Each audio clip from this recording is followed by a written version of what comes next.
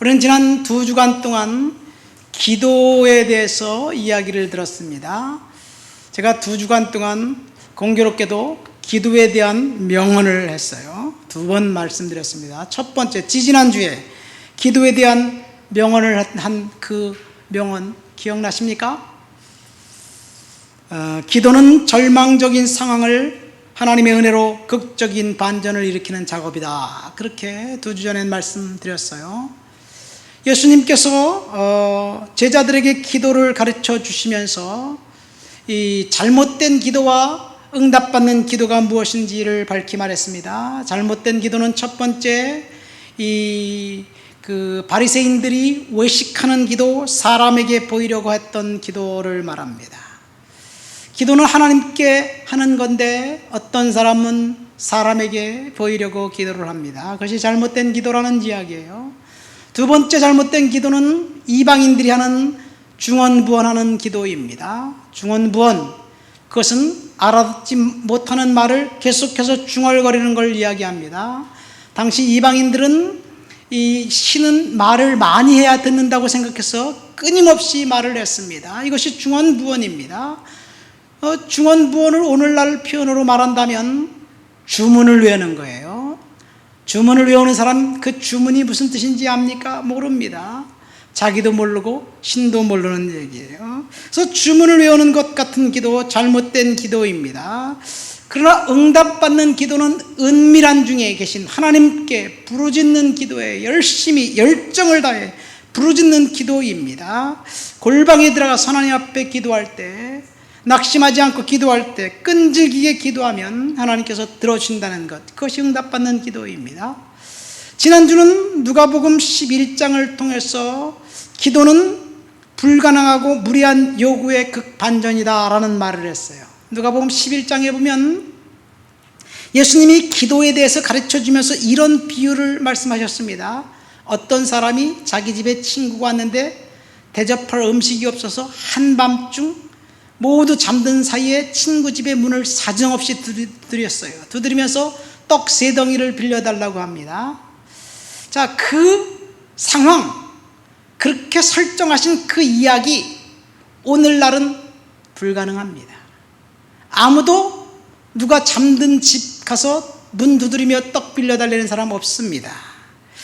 근데 그 행위가 기도라는 이야기예요. 그러니까 불가능한 행위를, 불가능한 것을 하나님께 달라고 요청하는 행위가 기도라는 것입니다.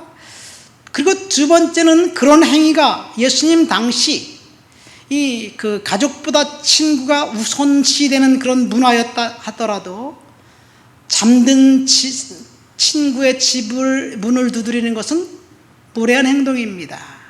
그렇죠. 그러니까 기도는 무례한 행동이 되기도 합니다. 그러니까 하나님 앞에 기도하는 것은 우리가 불가능하고 무례한 요구를 계속하는 거예요. 괜찮습니다. 그것이 기도이기 때문에 그렇습니다. 그 비유를 말씀하시면서 예수님이 구하라, 찾으라, 문을 두드리라 그렇게 말씀하시면서 구하는 자에게 주실 것이요, 찾는 자가 찾을 것이요, 두드리는 자가 문을 열게 될 것이다, 열림받게 될 것이다, 그런 이야기를 합니다. 그러면서 맨 마지막에 구하는 자에게 성령을 선물로 주시겠다, 동일한 마태복음에 보면 구하는 자에게 가장 좋은 것을 주시겠다고 말씀하셨습니다. 이를 종합해 보면 기도하는 우리 입장에서 보면 불가능한 것, 무례한 요구를 하나님 앞에 계속 해대도 하나님이 그것을 변해서 불가능하고 무례한 것이 아니라 더 좋은 것으로 바꿔주신다는 약속입니다. 가장 좋은 것으로 주신다는 약속입니다. 그러니까 기도는 하나님께서 우리가 구하는 것에서 최상의 것을 준다고 약속하셨으니까 극반전입니다. 이것이 지난 2주간에 들었던 기도에 대한 이야기입니다. 그러다 오늘 우리는 다니엘을 통해서 기도에 대한 이야기를 한 번 더 해보면 다니엘의 기도는 지난 2주간 들었던 이야기가 전혀 다릅니다. 우리는 그렇게 생각합니다. 기도하면 응답받고 기도하면 축복받고 기도하면 모든 일이 다 잘 풀린다라고 생각을 합니다. 그렇지요? 그렇게 생각합니다. 그런데 오늘 본문에 보세요. 다니엘은 기도했습니다. 그랬더니 사자굴에 갇혔습니다. 다니엘은 기도했습니다. 그래서 덫에 빠졌습니다. 이것을 어떻게 해석해야 할까요? 물론 우리는 다니엘의 이야기의 모든 것을 다 알고 있기 때문에 그는 사자굴에 빠졌어도 거기서 살아남고 그를 모함했던 사람들이 죽었을 거예요. 다니엘은 축복받았어. 그렇게 이야기할 수도 있습니다.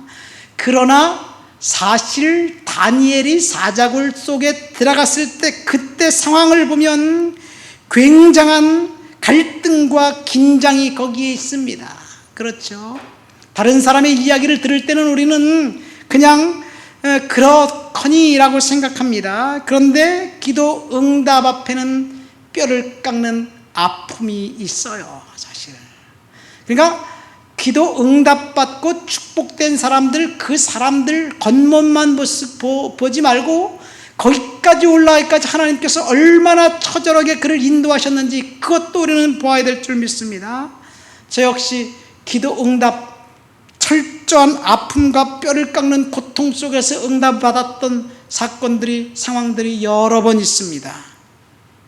겉으로 보면 잘 되는 것 같았지만 그 안에는 하나님과 야곱처럼 씨름했던 그 씨름의 순간들이 있던 거예요. 여기서 예배드리는 한 형제는 지금 하나님 앞에 씨름하는 형제도 있습니다. 응답의 시간이 되면 하나님께서 반드시 응답하시고 간증하게 해주실 것입니다. 다니엘은 기도했고 사자굴에 빠졌습니다. 다니엘은 기도했고 덫에 빠졌습니다. 이것이 아이러니하게도 기도 응답이었습니다. 그러니까 기도 응답은 내가 원하는 대로, 내가 원하는 방법대로 하나님이 주시는 것 같지만 아닙니다. 하나님이 원하는 시간에 하나님의 방법대로 저와 여러분들에게 주실 줄을 믿습니다. 본문을 보십시오. 다니엘은 사자굴에 던져졌습니다. 그 참혹한 상황을 다니엘은 받아들였습니다. 거부하지 않았습니다. 사자굴에 들어가면서 하나님 살려주세요 기도하지도 않았습니다. 그 절박한 순간에 다니엘은 침묵했고 오늘 본문 23절에 보면 다니엘은 하나님을 믿었다라고 이야기합니다. 어떻게 사자굴에 들어가도 하나님을 믿을 수 있나요? 자, 사실 다니엘이 사자굴에 들어갈 때 그를 안타깝게 여긴 사람은 다니엘이 아니라 다리오 왕이었습니다. 그런데 이 다니엘의 사자굴 사건과 비슷한 사건이 그 바로 앞에 다니엘 3장에 나와 있습니다. 그것은 다니엘의 세 친구들이 풀무불 속에 들어갔던 그런 시련이에요. 그건 어떤 일이 있었냐면 느부갓네살, 지금 우리가 읽은 본문 6장은 메대 왕 다리오 때의 이야기입니다. 그리고 3장은 바벨론 왕 느부갓네살의 이야기예요. 바벨론과 메대라는 나라는 다릅니다. 자, 이 바벨론 왕 느부갓네살이 600규빗이나 되는 거대한 신상을, 자기 신상을 금으로 만들어 놓고 모든 그 왕국의 백성들에게 나팔이 불면 신상 앞에 절해라, 그렇게 그 요구합니다. 그 다니엘, 그 느부갓네살의 금신상 그 60규빗, 그것이 얼마나 크냐면요, 한 규빗이 팔꿈치부터 손 가운데 손가락 끝까지예요. 제 손은 적으니까 약간 적은데 평균적으로 45에서 50cm 정도 되는 거예요. 그러니까 60규빗이면 한 30m 정도 됩니다. 30m 정도 높이 크면 얼마나 큰지 잘 모르겠어요. 속리산 법주사에 있는 금동미륵 반가상이 33m예요. 그렇게 거대한 신상을 평지에 세워놓고 모든 사람이 다 절하라고 그랬는데 이제 그 다니엘의 세 친구는 절하기를 거부합니다. 그래서 왕이 부릅니다. 다시 한번 기회를 주지만 그들이 또 거부합니다. 그러면서 이 세 친구가 뭐라고 말합니까? 우리는 당신의 말대로 신상의 우상에게 경배하지 않겠습니다. 우리가 풀무불 속에 넣어질 때 분명히 하나님께서 우리를 건져주실 것이고 당신의 손에서도 건져주실 것입니다. 그러나 하나님이 우리를 건져주지 않아도 우리는 죽어도 우상에게 경배하지 못하겠습니다. 그러니까 이 느부갓네살이 더 화났지요. 어쨌든 풀무불을 더 뜨겁게 했지만 그들은 살아났습니다. 사실 그들을 하나님이 살려줄 수밖에 없는 이유는 느부갓네살 왕이 하나님을 조롱했기 때문에 그래요. 그 세 사람에게 뭐라고 이야기하냐면, 너희들을 맹렬히 타는 풀무불 속에서 건져낼 신이 어디 있느냐. 이 느부갓네살, 나 살아있는 신에게 도전해서 이길 수 있는 사람 아무도 없다는 이야기예요. 그러니까 하나님을 도전해서 신과의 전쟁을 벌였습니다. 만약 그들이 살아나지 않는다면 그들이 믿는 하나님은 가짜 신이기 때문에 하나님은 그들을 살려야만 했습니다. 자, 그래서 그들은 살아났습니다. 그 뒤에 보면 4장에 보면 이 느부갓네살의 아들 벨사살 왕이 예루살렘 성전에 있는 금그릇 은그릇을 다 꺼내다가 술을 먹고 사람들을 모아서 술을 마시면서 파티를 하다가 금은 철 나무로 만든 우상들을 경배하면서 신나게 하나님을 조롱합니다. 그때 손가락이 나와서 글씨를 썼어요. 그러니까 파티는 중단되었고 왕은 지금 두려움에 벌벌벌 떨고 있는데 다니엘을 통해서 해석을 받습니다. 그것은 뭐냐? 무슨 글자냐? 메네메네 데겔 우바르신이라는 신들의 글자인데, 그 뜻은 하나님이 벨사살 왕을 저울에 달아서 부족했다라는 이야기예요. 그래서 그날 밤 벨사살 왕은 죽습니다. 그리고 6장에 가면, 5장 마지막에 가면 메대왕 다리오가 왕이 됩니다. 그러니까 바벨론이 멸망하고, 그리고 메대가 새로운 나라가 이제 시작된 거예요. 느부갓네살 자신이 거대한 우상을 만든 그 사건, 우상 숭배가 바벨론의 멸망과 직접적인 연관이 있습니다. 그 아들 역시 하나님을 조롱하다가 그날 밤 죽었습니다. 이것은 결코 우연이 아니었습니다. 여러분, 우리 주위에서 일어나는 일들을 보십시오. 하나님을 거부하고 하나님을 멸시하고 교회를 폄하하는 사람들이 얼마나 많이 있는지 모릅니다. 교회가 코로나의 진원지냥 매스컴을 통해서 거짓 소문을 퍼뜨리는 사람들, 하나님이 살아계시기 때문에 결국 하나님이 심판하실 것입니다. 하룻밤 사이에 바벨론은 멸망당했고, 그리고 새로운 나라 메대가 일어났습니다. 이것이 오늘 본문의 배경입니다. 다니엘서 6장에 보면 메대왕 다리오가 처음으로 한 일이에요. 자기 자신이 원해서 한 일이 아닙니다. 신하들이 다니엘을 죽이려고 느부갓네살처럼 똑같은 일을 꾸밉니다. 앞으로 한 달 동안 왕 외에 다른 어떤 신에게 기도하거나 경배하는 사람은 사자굴에 넣기로 하는 법령을 만듭시다 라고 신하들이 왕을 부추깁니다. 그러니까 다리오 왕은 얼떨결에 자기를 신처럼 떠받던 데니까 우쭐했어요. 오케이, 좋다. 그리고 도장을 콱 찍어줬어요. 나중에 알고 보니까 그것이 다니엘을 죽이려는 음모인 걸 알게 되었습니다. 왕은 기분이 나빴습니다. 그렇지만 왕은 자기가 찍은 금령의 도장을 찍은 것 때문에 다니엘을 사자굴 속에 넣을 수밖에 없었습니다. 다니엘을 구하고 싶었는데 그는 구할 수 없었습니다. 마지못해 다니엘을 사자굴 속에 넣으면서 왕이 다니엘에게 뭐라고 말합니까? 내가 항상 섬기는 하나님이 너를 구원해 줄 믿는다. 그러면서 금식하며 왕이 기도했습니다. 다니엘은 사자굴 속에 들어갔고, 그리고 다니엘은 거기서 살았습니다. 다니엘은 하나님께 항상 기도했고, 외적인 어떤 조건이 그를 올라가밀지라도 기도하기를 멈추지 않았습니다. 여러분, 오늘 설교의 제목이 뭡니까? 덫에 빠진 다니엘이에요. 다니엘이 덫에 빠졌습니다. 왜 덫에 빠졌습니까? 기도하다가 덫에 빠졌습니다.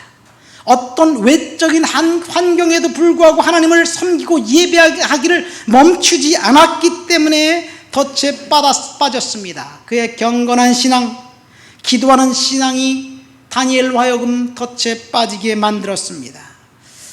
코로나 팬데믹 사회적 거리두기 4단계가 오늘로서 끝이 아니라 무기한 연장되었대나요? 대한민국 교회는 지금 덫에 빠졌습니다. 대면 예배를 못 드리게 하는 공권력 앞에 교회가 덫에 빠졌습니다. 그래서 많은 목사님들과 교회들이 대한민국 정부에게서 행하는 이 행태는 종교, 자유에 대한 억압이다. 종교 차별이다. 사람들이 다닥다닥 붙어서 앉아서 타고 다니는 버스와 전철은 놔두고 왜 교회만 유독 규제하느냐, 이런 이야기를 합니다. 이렇게 저항합니다. 사실 그렇게 저항하는 것 정당합니다. 왜냐하면 우리나라 헌법에는 국민 저항권이 있어요. 그래서 정부에서 하는 일에 무조건 따를 것이 아니라 저항할 수도 있습니다. 공권력이 잘못되면 저항할 수 있는 것 권리입니다. 하지만 교회 예배와 전철이나 버스와 비교하는 것은 억지입니다. 만약 전철과 버스를 규제한다면 대한민국 정부를 셧다운 시켜야 돼요. 우리나라 문을 딱 걷어 잠그고 그래야 돼요. 그럴 수가 없지 않습니까? 리스크가 너무 큽니다. 국가를 중단할 수 없습니다. 공권력이 잘못하면 저항할 수도 있지만 국가는 중단할 수 없습니다. 셧다운할 수 없습니다. 국민들은 열심히 일하고 생업터에서 일해야 됩니다. 그런데 코로나 감염이라는 측면에서 볼 때 버스나 전철이 교회보다 훨씬 더 심각합니다. 교회가 훨씬 더 안전합니다. 교회는 우리 다 알잖아요. 뜨문뜨문 앉아있잖아요. 버스는 알지도 못하는 사람이 같이 붙어서 앉아있어요. 30분, 1시간, 10분 계속 갑니다. 그 사람이 어떤 상황인지 모릅니다. 그러니까 코로나 걸릴 확률이 훨씬 많겠지요. 그러니까 버스나 지하철과 교회 비교할 수 없습니다. 그럼 다른 상황은 어떤가요? 우리 교회 앞에 코스코 사람들이 빠글빠글합니다. 백화점이나 대형 마켓을 보십시오. 사람들이 엄청나게 많습니다. 그런데 개인이 하는 식당이나 개인 비즈니스는 규제합니다. 형평성이 어긋납니다.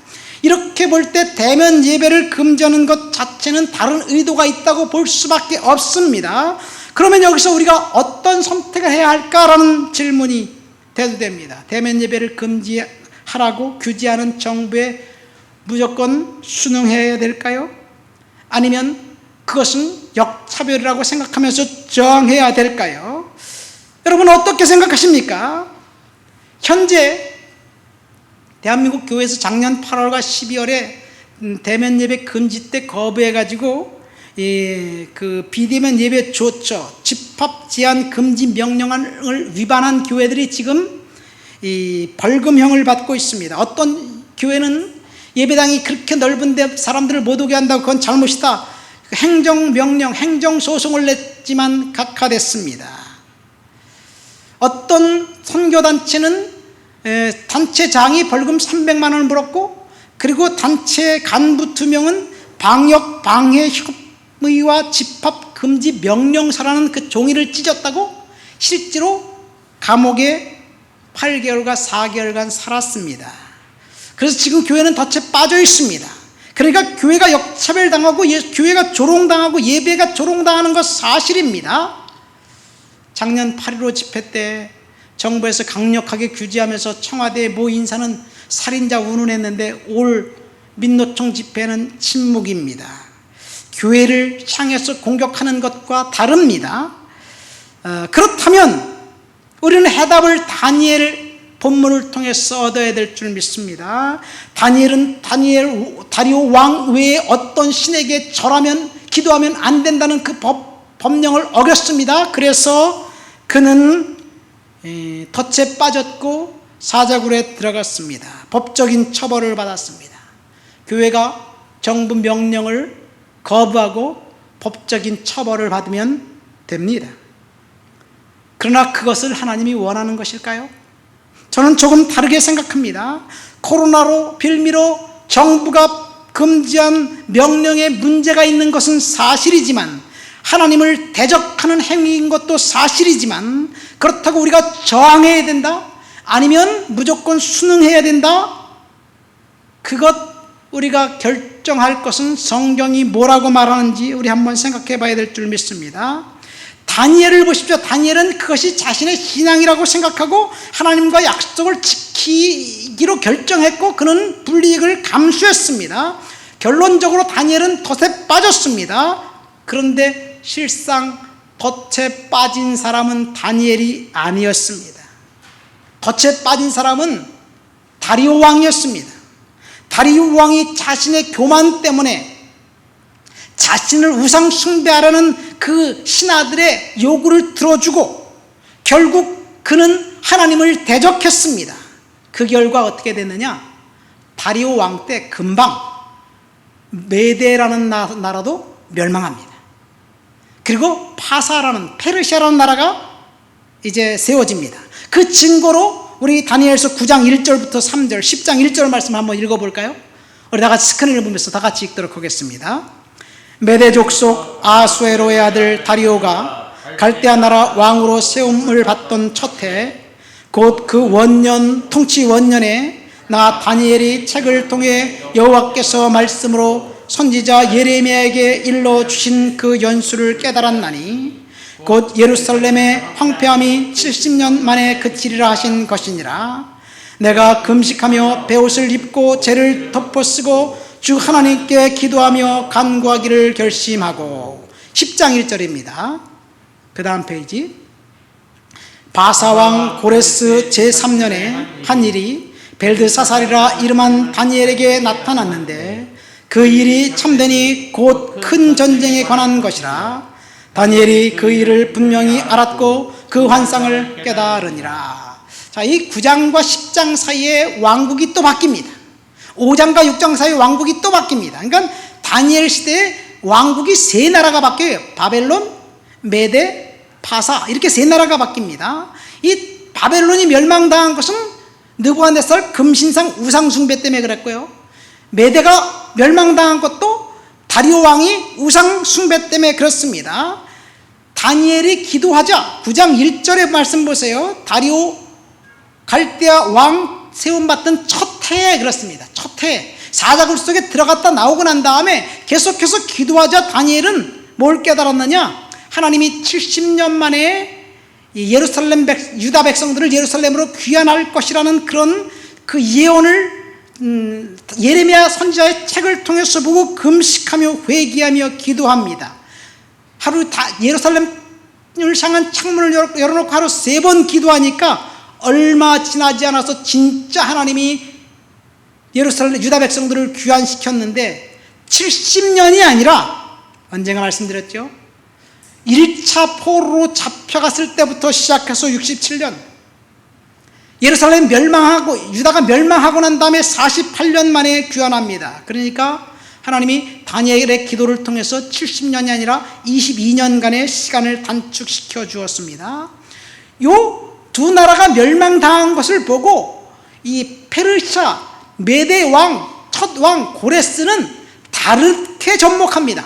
가만히 보니까 바벨론이 멸망한 것도 황제 숭배, 다리오가 멸망한 것도 황제 숭배, 하나님을 대적했기 때문에 멸망했던 것을 알고 고레스 왕은 그 왕이 되자마자 첫 번째로 하나님을 대적한 것이 아니라 예루살렘 백성, 유다 백성들을 예루살렘으로 귀환하라고 명령합니다. 다리오 왕은 왕이 되자 첫 번째 자기를 숭배했는데 고레스 왕은 첫 해 유다 백성들을 예루살렘으로 귀환시키면서 느부갓네살이 빼앗아온 예루살렘 성전의 모든 기구들을 다 주고 돈을 주면서 너희는 가서 예루살렘에 가서 성전을 건축해라 그렇게 명령합니다. 누가 하셨나요? 하나님이 하셨습니다. 덫에 빠졌던 기도하고 덫에 빠졌던 다니엘이 하나님 앞에 기도했기 때문에 기도를 들으신 거예요. 그러니까 페르시아의 왕, 그 왕은 하나님을 두려워했습니다. 시편 126편에 보면 포로에서 귀환해 온 백성들이 이렇게 노래합니다. 여호와께서 시온의 포로를 돌리실 때 우리가 꿈꾸는 것 같았도다. 어느 날 갑자기 꿈꾸는 것처럼 하나님께서 백성들을 포로로 귀환시켜 주셨습니다. 그 상황에서는 다니엘이 하나님 앞에 기도했기 때문에 그렇습니다. 다니엘은 왕국이 3번 바뀌는 동안 역량 있는 지도자로 하나님 앞에 끊임없이 쓰임 받을 수 있었던 것은 하나님 앞에 신앙을 지켰기 때문이에요. 다니엘은 덫에 빠졌지만 사실 진짜 덫에 빠진 사람은 다니엘이 아니라 다리오 왕이었고, 진짜 덫에 빠진 사람은 그를 참소했던 사람들이었습니다. 그래서 그 참소했던 사람들이 결국은 사자밥이 되었습니다. 그렇다면 우리 지금 상황을 볼까요? 대한민국 교회는 덫에 빠졌습니다. 대면 예배를 거부하게 만드는 공권력의 공격 때문에 교회가 지금 하나님께 온전히 예배를 드리지 못합니다. 여러분, 온라인 예배를 드리면서 사람들이 이구동성을 하는 말이 있어요. 목사님, 온라인 예배 편해서 좋지만요, 예배 같지가 않아요. 빨리 교회 가서 예배 드리고 싶어요. 사람들이 그렇게 이야기합니다. 사실입니다. TV로, 스마트폰으로, 컴퓨터로 예배 보는데 막 딴 생각이 듭니다. 여간 집중하지 않고는 영과 진리로 예배 드릴 수 없습니다. 그래서 교회가 덫에 빠졌습니다. 그렇다면 무조건 정부에서 명령하는 것을 순응해야 될까요? 그것이 옳을까요? 우리는 일제시대의 신사참배를 통해서 그것이 옳지 않다는 사실을 알았습니다. 저는 이 코로나 팬데믹을 통해서 하나님이 교회를 이렇게 흔드는 이유, 교회가 덫에 빠진 이유, 하나님이 허락하신 거예요. 하나님이 교회를 정화시키고 교회를 정같이 만들기 위함이고, 그리고 성도들에게 진짜 예배자와 구경꾼 예배자를 분리하기 위한 하나님의 섭리라고 생각합니다. 교회가 덫에 빠졌습니다. 우리가 저항해야 할까요? 예배에 참석한 우리 성도들, 교우들이 무엇을 해야 될까요? 우리는 다니엘의 이야기를 통해서 우리는 해답을 얻어야 됩니다. 어떤 교회가 정부의 공권력에 저항한다면 법적 제재를 받으면 됩니다. 그렇지만 그것은 하나님의 뜻이 아니라고 생각합니다. 가만히 생각해 보세요. 어떤 교회가 목사님이 예배를, 대면 예배를 드리기로 결정한 것도 성도들을 위해서입니다. 그리고 그 대면 예배를 드리지 않고 하나님 앞에 온라인 예배 드리자 결정한 것도 성도들을 위해서 그렇습니다. 제가 결정하는 것은 어떻게, 무엇이 성도들의 안전을 위한 최상인가라고 생각해 볼 때 대면 예배 안 드리고 온라인 예배 드리는 것이 안전의 최상입니다. 교회 와서 예배 드리면 바이러스 안 걸리나요? 아닙니다. 그러면 그 대면 예배 드리기로 결정했던 목사님들이 진짜 성도들의 안전을 위해서, 여러분 다 와서 우리 예배합시다, 1000명, 100명, 200명 교회 꽉꽉 차서 예배하는 것이 진짜 성도들의 안전을 위해서 그런 걸까요? 이것이 딜레마입니다. 사실은요, 교회가 가장 안전한 장소라고 계속해서 이야기하지만 백화점보다 안전하고 버스보다 안전하고 식당보다 안전하고 술집보다 안전하고 맞습니다. 그런데 가장 안전한 장소는 아니에요. 가장 안전한 장소는 여러분의 집이에요. 나오지 않는 게 가장 안전한 거예요. 예? 그렇잖아요. 그러면 가장 안전한 건 교회가 아니에요. 사실은 중세 흑사병이 유럽을 휩쓸었을 때 첫 번째 천주교에서 결정한 것은 교회에서 모여서 회개하고 기도하고 예배했습니다. 그리고 병들어서 죽었습니다. 하나님 보호해 주셔서 그런 게 아니에요. 바이러스의 특성을 몰랐기 때문에 그런 거예요. 예배도 죽고 기도해도 죽으니까 사람들이 헷갈리기 시작했어요. 그래서 신부님이 도망갔어요. 성도들이 시골로 도망가 버렸어요. 그 사람들만 살았어요. 하나님이 예배를 거부하고 도망간 사람들만 살았어요. 어떻게 해석해야 될까요? 지금 팬데믹 기간 동안 공권력의 명령을 따르기로 결정한 것도, 저항하기로 결정한 것도 성도들의 안전을 위해서 그것이 더 현명한 방법이라고 생각했기 때문에 그렇게 결정할 줄 믿습니다. 사실은요, 많은 대형교회들이 그 대면 예배를 드리기로 결정한 것은 성도들의 안전보다는 하나님을 예배한다는 명목을 가지고 결정했지만 모르겠습니다. 자, 교회가 덫이 빠졌지만 사실은 하나님께서 그것도 교회를 정화시키기 위해서 한 거예요. 그러나 교회가 덫에 빠지지 않았습니다. 교회가 덫에 빠진 것이 아니라 다리오 왕이 덫에 빠진 것처럼 공권력을 행사하는 결정권자가 덫에 빠진 거예요. 다리오 왕은 얼떨결에 자기가 원하지 않는데 도장 찍어줬다가 국가가 멸망하고 왕족에서 쫓겨나고, 그리고 그 나라는 지구상에서 사라졌습니다.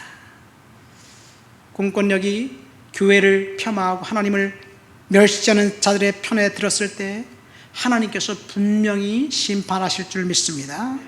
교회가 덫에 빠진 것이 아니라 공권력을 이용해서 교회를 폄하하는 사람들, 다니엘을 죽이려고 참소했던 사람들이 덫에 빠진 것처럼 교회가 덫에 빠진 것이 아니라 교회를 폄하하고 예배를 조롱하고 매스컴을 통해서 교회를 조롱하고 공격하고 뒤에서 이간질하는 보이지 않는 손들, 그들이 덫에 빠졌습니다. 우리는 누군지 모릅니다.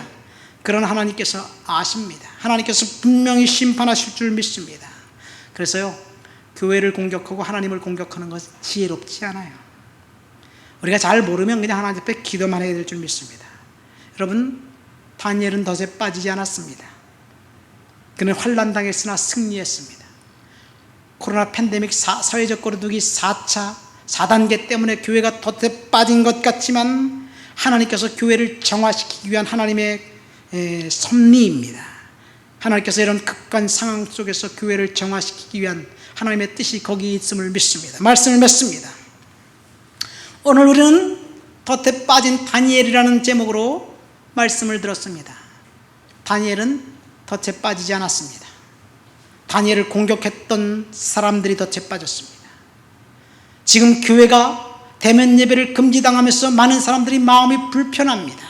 교회가 덫에 빠진 것 같지만 교회가 덫에 빠진 것이 아니라 하나님을 멸시하고 공격하는 사람들이 덫에 빠져서 하나님이 그들을 심판하실 것입니다. 우리는 지금 다니엘의 마음을 가지고 이 나라 이 민족을 위해서 계속해서 기도해야 될 줄 믿습니다. 하나님을 멸시하고 조롱하는 사람들, 하나님과 견줄 신이 어디 있느냐고 우쭐댔던 느부갓네살과 다리오 왕은 그들의 죄 때문에 국가가 멸망당했습니다. 코로나 팬데믹 사회적 거리두기 4단계 때문에 교회가 지금 덫에 빠진 것 같지만, 그래서 대면 예배를 금지당했지만 하나님이 시간이 지나면 저와 여러분들을 통해서 놀라운 일들을 하실 것입니다. 하지만 이런 상황에 우리가 최선의 선택은 온라인 예배를, 오늘 온라인 예배 참석하시는 분들, 하나님 앞에 그 예배가 진짜 예배 하나님 앞에 드릴 수 있다면, 그리고 인내하면서 내가 참 예배자가 되기로 결정한다면 온라인 예배를 통해서도 하나님 앞에 참 예배자가 될 줄을 믿습니다. 교회는 승리할 것입니다. 우리 다 같이 말씀을 생각하면서 통성으로 기도합니다.